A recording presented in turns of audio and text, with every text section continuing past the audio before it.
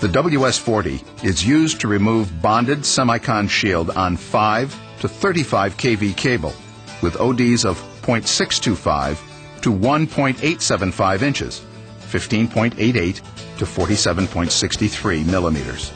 Each WS-40 is supplied with one master shaving bushing and 3 adapter sleeves to handle cable variations. The adapter sleeves will be supplied with one being the nominal diameter of the cable, one sleeve slightly bigger than the nominal cable diameter, and one slightly smaller than the nominal cable diameter. Select the adapter sleeve having the nearest diameter of the semicon that is to be stripped. The selected sleeve should fit snugly over the cable but does not bind. Mount the selected sleeve onto the master shaving bushing. Place the bushing over the end of the cable so that the shaving blade can be adjusted to the correct depth.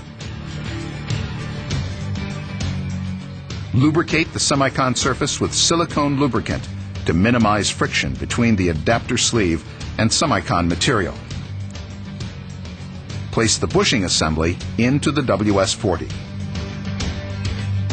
Once the correct blade depth has been set, slide the WS-40 onto the cable until the end of the cable is up against the shaving blade. Squeeze the trigger of the drill and apply slight forward pressure to the tool to begin the stripping operation.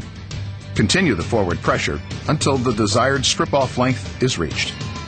The WS-40 has a stop bar which will allow up to 8 inches, 203.20 millimeters, of semicon to be removed.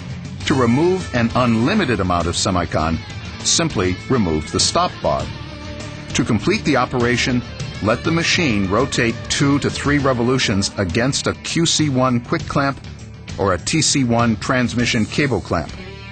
The WS-40 must stop completely before attempting to remove it from the cable. Remove the WS-40 and the master shaving bushing from the cable.